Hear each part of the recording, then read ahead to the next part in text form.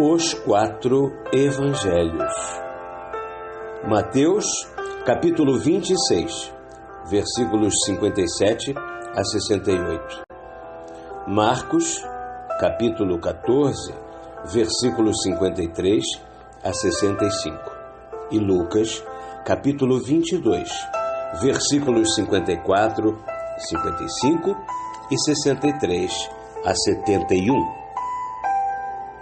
Jesus levado à presença do sumo sacerdote. Jesus ultrajado e tido por merecedor de condenação à morte. Os que prenderam a Jesus o levaram à casa de Caifás, sumo sacerdote, onde se achavam reunidos os escribas e os anciãos. Pedro o acompanhou de longe até o pátio da casa do sumo sacerdote e, tendo aí entrado, sentou-se entre os servos para ver o fim de tudo aquilo.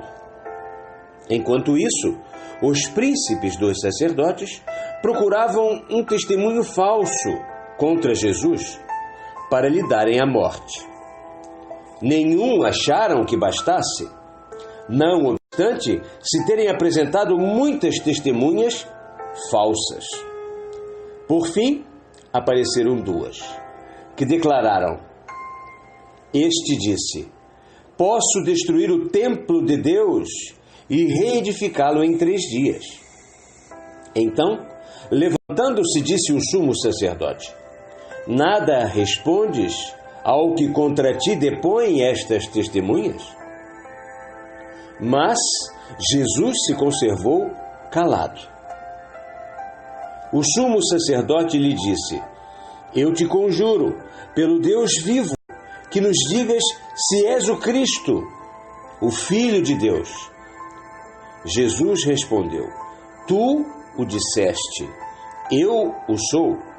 Entretanto, declaro-vos que mais tarde vereis o Filho do Homem assentado à direita da majestade de Deus e vindo sobre as nuvens do céu. Então o sumo sacerdote rasgou as vestes, dizendo: Ele blasfemou. Que mais necessidade temos de testemunhas? Acabastes de ouvir a blasfêmia. Que vos parece? Responderam: É réu de morte. Então, uns lhe cuspiram no rosto e lhe deram murros, outros o esbofetearam, dizendo: Cristo, profetiza-nos, dize quem foi que te bateu. Marcos. E levaram Jesus à casa do sumo sacerdote, onde se reuniram todos os príncipes dos sacerdotes, escribas e anciãos. Pedro o acompanhou de longe até o átrio da casa do sumo sacerdote, onde, com os que ali estavam, se sentou perto do fogo a aquecer-se. E os príncipes dos sacerdotes e todo o conselho procuravam testemunhos contra Jesus para lhe darem a morte, e não achavam. Muitos depunham falsamente contra ele, mas seus depoimentos não eram suficientes. Alguns se levantaram e deram contra ele um falso testemunho nestes termos: Ouvimo-lo dizer: Destruirei este templo, edificado pela mão dos homens, e reconstruirei em 3 dias um outro, que não será feito pela mão dos homens. Mas, mesmo esse testemunho ainda não era suficiente. Então, levantando-se em meio do sinédrio, o sumo sacerdote interrogou a Jesus assim: Nada respondes ao que estes depõem contra ti? Mas ele se conservou calado. Nada respondeu. Tornou o sumo sacerdote a lhe perguntar: És o Cristo, Filho do Deus bendito? Jesus lhe respondeu: Eu o sou. E vereis um dia o Filho do Homem sentado à direita da majestade de Deus e vindo sobre as nuvens do céu. Logo, o sumo sacerdote, rasgando as vestes, disse: Que mais necessidade temos de testemunhos? Ouvistes a blasfêmia que ele proferiu? Que vos parece? Todos o condenaram como réu de morte.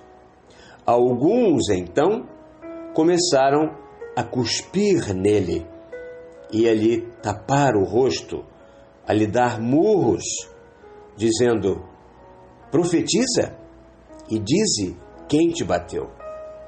E os criados lhe davam bofetadas. Lucas.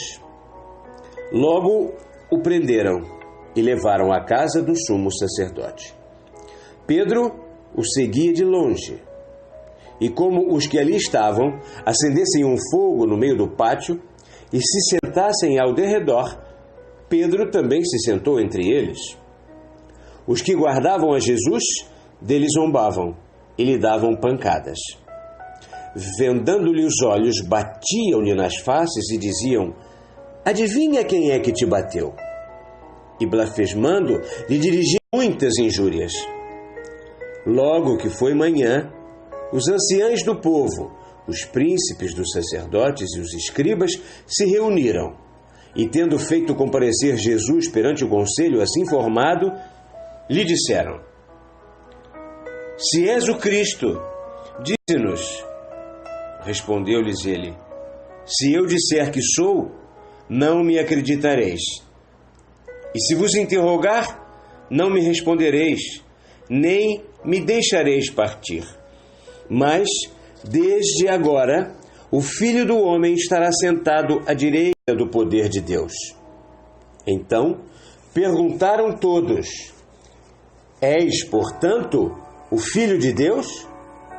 Ele respondeu: vós mesmos o dizeis, eu sou. Eles exclamaram: que mais necessidade temos de testemunhos, uma vez que nós mesmos ouvimos da sua própria boca? Do ponto de vista histórico, nenhuma explicação se faz precisa. Os fatos aí estão patentes. Do ponto de vista espírita, já por várias vezes temos dito qual o sentido que se deve dar às palavras Filho de Deus, quando pronunciadas ou aceitas por Jesus. Eu sou, respondeu o mestre ao sumo sacerdote, dirigindo-se, porém, a toda a assembleia. E vereis o Filho do Homem, assentado à direita da majestade de Deus, vindo sobre as nuvens do céu. Bem compreensível vos deve ser, em espírito e verdade, o sentido destas palavras do protetor e governador do vosso planeta. Nelas tendes mais uma alusão velada à reencarnação. Encerram também uma alusão àqueles dentre os que as escutavam, cujos espíritos, aproveitando a regeneração conseguida, reencarnados, vivendo de novo na Terra, o verão, quando ele, em todo o seu fulgor espírita, como soberano, visível às criaturas depuradas, descer novamente ao vosso planeta, igualmente depurado. Quanto às palavras dirigidas aos anciães do povo judeu, aos príncipes dos sacerdotes e aos escribas, do mesmo modo deveis compreendê-las facilmente em espírito e verdade. Foram pronunciadas colocando-se Jesus no ponto de vista dos homens. Significam desde agora: conhecidos serão os atos do Filho do Homem, seu poder e sua posição. E com efeito, esse conhecimento não se espalhou e desenvolveu pelas interpretações humanas do progresso gradual dos tempos e das inteligências sob o império da letra que preparou o advento do Espírito. E a nova revelação, dando-vos a conhecer quem é o Filho, iluminando com a sua luz suave e pura a casta e grandiosa figura de Jesus, não vem mostrar que se acham justificadas desde o momento em que foram proferidas até os vossos dias, estas proféticas palavras, que no futuro o serão de igual maneira? Mas, desde agora, o Filho do Homem estará assentado à direita da majestade de Deus? Graças a Deus.